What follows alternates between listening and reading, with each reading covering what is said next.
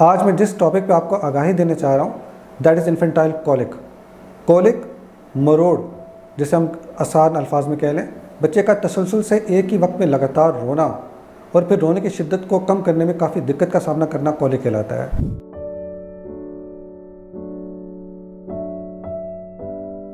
अस्सलाम वालेकुम व्यूअर्स, मेरा नाम डॉक्टर वकास अली है and I am having more than 12 year of clinical experience in paediatric medicine and currently working as an assistant professor in Ghurki trust teaching hospital. आज मैं जिस topic पे आपको आगाही देना चाह रहा हूँ that is infantile colic. Colic मरोड़ जिसे हम आसान अल्फाज में कह लें, बच्चे का तसलसल से एक ही वक्त में लगातार रोना और फिर रोने की शिद्दत को कम करने में काफ़ी दिक्कत का सामना करना कोलिक कहलाता है। ये 1 से 5 माह के बच्चों में बड़ा कॉमनली पाया जाता है। 2 से 3 माह के बच्चों के अंदर इसकी शिद्दत में ज़्यादा इजाफा होता है। उसके बाद 3 से 4 महीने के बाद इसकी शिद्दत में बतदरीज कमी आना वाक़या हो जाती है।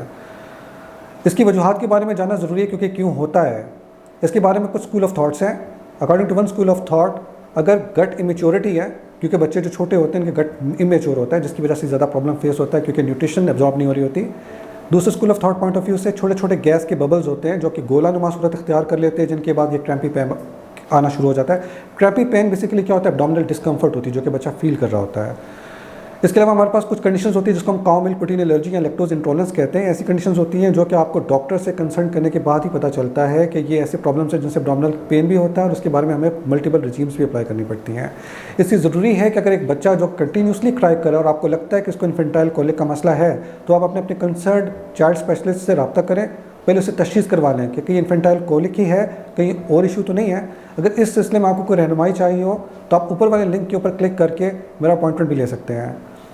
जहाँ तक बात कोलिक की रेमेडीज़ के बारे में होती है, तो हम कोशिश करेंगे कि जो पॉजिटिव फैक्टर्स इनको जनरेट करते हैं हम उनके ऊपर अगर ओवरकम कर लें तो इसमें काफ़ी हद तक हेल्प आउट हो सकता है।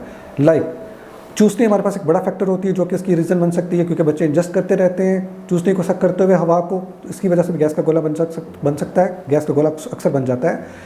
इसके अलावा जो दूध बनाते हुए बबल्स बन जाती हैं उसका भी ख़ास तौर पे ख्याल रखना है आपने।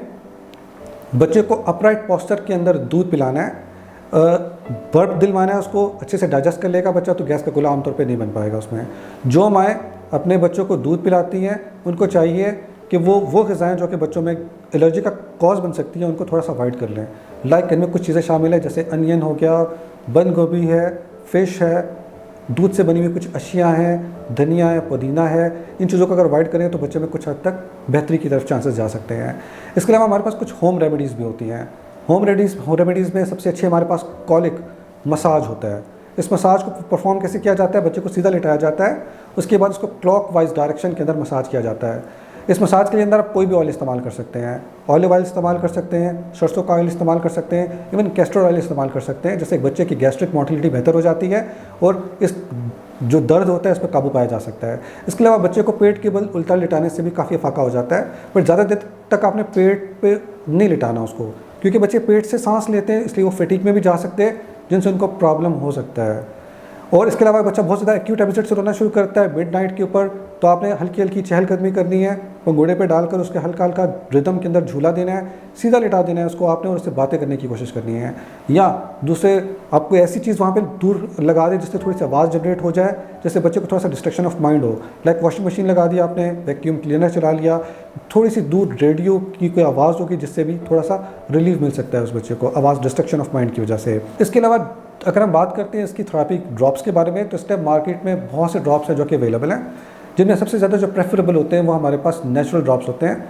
ये क्या करते हैं, बेसिकली बच्चों के अंदर जो फ्लैचुलेंस जो गैस ज़्यादा होती है उनको रिलीज़ करते हैं, स्मूथ मसल्स को थोड़ा रिलैक्स करते हैं। नेचुरल ड्रॉप्स की अगर बात की जाए तो नौनिहाल कोलिक ड्रॉप्स है जो कि करामद है, इजीली अवेलेबल है। इसके अलावा हमारे पास जो आजकल साइंसी तहकीक है वो ज़्यादा प्रोबायोटिक्स के ऊपर काम कर रही है, जिसमें लैक्टोबैसिलस रिटेरी है।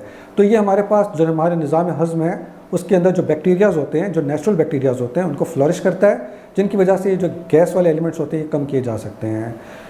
एट द एंड मैं आपको सिर्फ एक मैसेज देना चाहूँगा कि आपका बच्चा जब कभी भी ज़्यादा लंबी देर तक रोता रहे तो आपने बिल्कुल भी नर्वस ब्रेकडाउन नहीं करना, आपने पैनिक नहीं होना, परेशान नहीं होना, क्योंकि ये एक डिजीज़ नहीं है, ये एक मेडिकल कंडीशन है जो कि 3 से 4 महीनों में सेटल डाउन हो जाएगी।